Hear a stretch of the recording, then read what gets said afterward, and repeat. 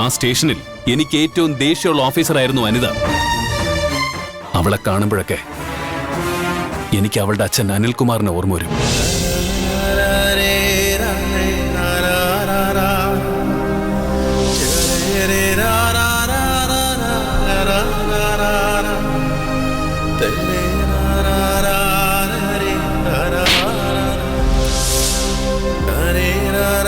അയാളുടെ മകൾക്കും അയാളുടെ സ്വഭാവം തന്നെയാണ് കിട്ടിയിരിക്കുന്നത്.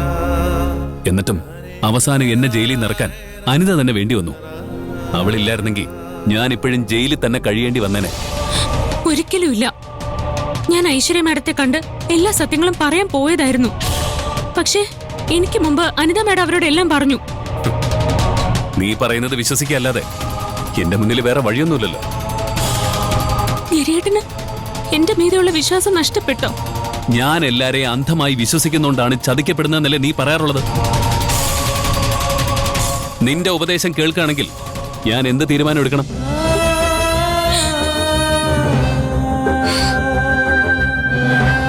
നീ എന്നെ കാണാൻ ജയിലിലേക്ക് വന്നപ്പോ ഞാൻ ഒരുപാട് സന്തോഷിച്ചു. നാട്ടുകാരും പോലീസുകാരും എല്ലാം എന്നെ കുറ്റപ്പെടുത്തിയിട്ടും നീ എന്നെ വിശ്വസിക്കുന്നുണ്ടെന്ന് ഞാൻ കരുതി. നീ ജയിലിലേക്ക് വന്നത് എന്നോടുള്ള സ്നേഹം കൊണ്ടാണെന്ന് ഞാൻ വിശ്വസിച്ചു.